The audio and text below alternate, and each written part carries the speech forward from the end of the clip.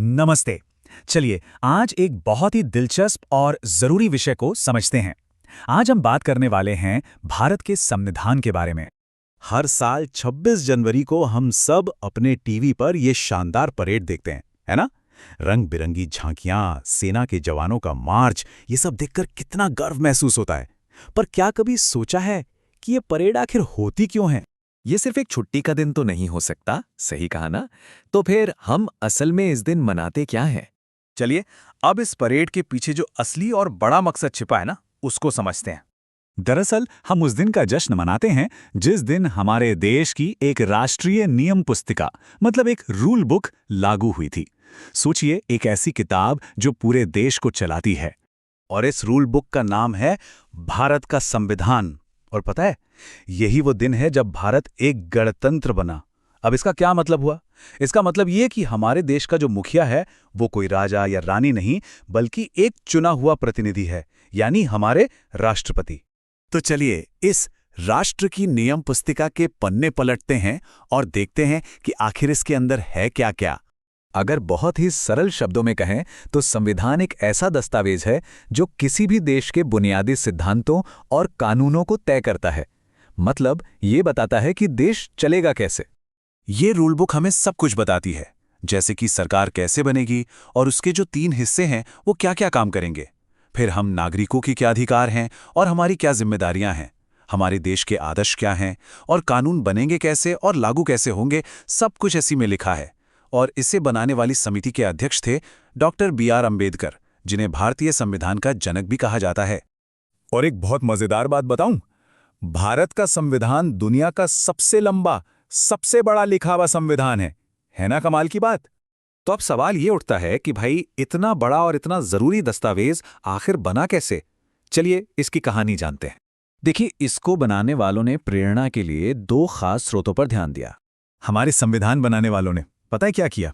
एक मधुमक्खी की तरह उन्होंने दुनिया के सबसे अच्छे बगीचों से सबसे बढ़िया रस इकट्ठा किया। एक तरफ तो उन्होंने हमारी अपनी महान भारतीय विरासत से वसुधैव कुटुंबकम जैसे विचार लिए, जिसका मतलब है कि पूरी दुनिया एक परिवार है। और दूसरी तरफ उन्होंने फ्रांस से स्वतंत्रता, समानता और बंधुत्व के फूल चुने। अमेरिका से एक स्वतंत्र न्यायपालिका का बढ़िया आइडिया लिया और आयरलैंड से सरकार चलाने के लिए मार्गदर्शक सिद्धांत अपनाए।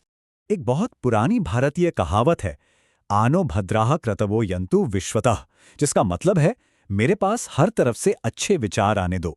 हमारे संविधान बनाने वालों ने बिल्कुल यही किया।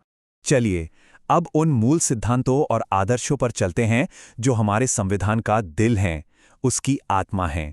भारत के पहले राष्ट्रपति डॉक्टर राजेंद्र प्रसाद ने एक बहुत गहरी बात कही थी। उन्होंने कहा था कि अगर लोकतंत्र को सफल बनाना है तो दूसरों के विचारों का सम्मान करना और समझौता करने की क्षमता रखना यह बहुत जरूरी है। और यही तो हमारे संविधान की आत्मा है। और ये सारे अच्छे मूल्य हमारे संविधान के परिचय में यानी कि प्रस्तावना में संक्षेप में दिए गए हैं। ये एक तरह से पूरे संविधान का निचोड़ है। पहला और सबसे बड़ा वादा है न्याय। इसका मतलब ये है कि कानून की नज़र में सब बराबर हैं, किसी के साथ कोई भेदभाव नहीं होगा और सरकार की ये जिम्मेदारी है कि वो समाज में जो भी ऊंच नीच है उसे कम करे। दूसरा वादा है स्वतंत्रता। ये हमें सोचने की, अपनी बात कहने की, कोई भी धर्म मानने की आज़ादी देता है। ये हमारे मौलिक अधिकारों का एक बहुत जरूरी हिस्सा है। और तीसरा वादा है समानता। ये पक्का करता है कि हर किसी को, चाहे वो किसी भी जाति, धर्म या लिंग का हो, आगे बढ़ने का बराबर मौका मिले। कोई भी बड़ा या छोटा नहीं है। अच्छा, ये सब तो पुरानी बातें हो गईं। अब देखते हैं कि ये संविधान आज के समय में भी इतना जरूरी क्यों है। क्योंकि देखिए, संविधान सिर्फ इतिहास की किताब में रखी कोई चीज नहीं है, ये एक जीवंत दस्तावेज है।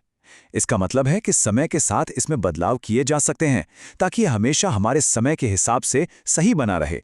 ये हमारे देश के आज और आने वाले कल के लिए एक जीपीएस की तरह है जो हर नई पीढ़ी को सही रास्ता दिखाता है।